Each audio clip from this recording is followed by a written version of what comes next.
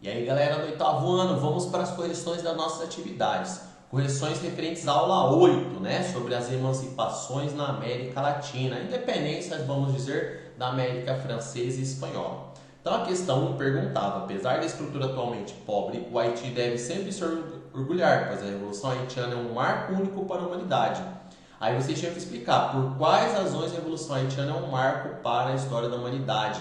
As razões são que eles foram a segunda, nação a surgir na América. Eles são a primeira e única nação a conseguir na América uma independência a partir de uma revolta de escravos. Lembrando, é um motivo de orgulho, porque são os escravizados que se levantam e conseguem tomar o poder e libertar o país. Lembrando do libertador lá, o Toussaint Louverture, que foi o cara que encabeçou, depois ele acaba preso pelo Napoleão e morre lá sem nunca mais voltar para casa.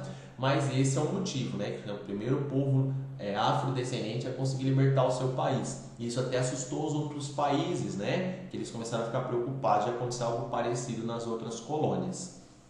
A questão 2, vocês tinham que descrever como o pensamento iluminista e a ascensão do José Bonaparte no trono da Espanha contribuíram para o início das guerras de independência. Então, o pensamento iluminista ele foi chegando pelas universidades, o pessoal que estudava lá, que eram os descendentes crioulos, eles começaram a trazer a ideia de que eles estavam sendo explorados pela metrópole.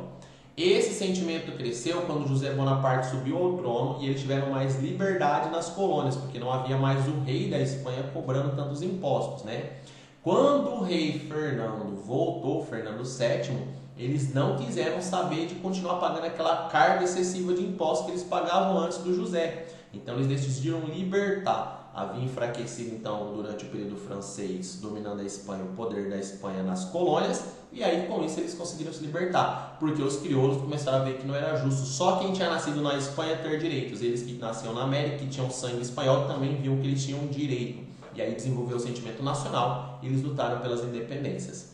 Na questão 3, comenta para vocês sobre a Libertadores da América, que é feita em homenagem a todos os libertadores. Nós podemos colocar aí também o Dom Pedro I junto, que ele também é o libertador da América Latina.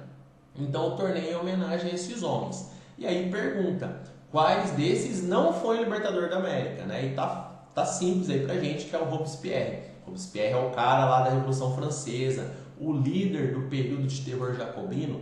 Ele teve influências com o pensamento, com os ideais da Revolução Francesa, mas ele não foi um dos caras que lutou pela libertação da América. Lembrando que Simão Bolívar vai lutar ali pela independência da Grande Colômbia, o Toussaint Louverture, que era a letra D, vai lutar pela independência do Haiti, que eu já falei na questão 1. O José de San Martín vai ser o cara que vai ajudar a libertar a Argentina e o Chile. E o Miguel Hidalgo é o padre que encabeça e lidera o início da Revolução Mexicana, a independência do México, que foi encabeçada ali pelo padre Miguel Hidalgo e depois continuado pelo José Morelos.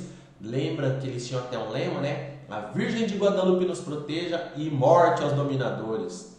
E na viagem no tempo, vocês tinham que considerar de que forma o Napoleão não teria influenciado se ele não tivesse colocado José. E aí a 2 já meio que explica isso pra gente. Então vocês tinham que refletir que se o Napoleão não tivesse tirado o rei, muito provavelmente a Espanha continuaria mandando soldados, a Espanha continuaria apertando o cerco, cobrando impostos, impedindo revoltas, O que acontece? O fato da Espanha ter tido a retirada do rei fez com que os soldados espanhóis que haviam nascido na América se aproximassem das lideranças crioulas e fez com que os soldados espanhóis que tinham nascido na Espanha voltassem para proteger a sua nação. Isso enfraqueceu o poder da coroa e abriu os olhos dos colonos, porque eles tiveram menos carga de impostos e tiveram mais acesso a poder falar sobre os pensamentos iluministas, e aí proliferou a ideia de nações, proliferou a ideia de independência. Quando chegou o rei e tentou cobrar os impostos, não queremos pagar impostos.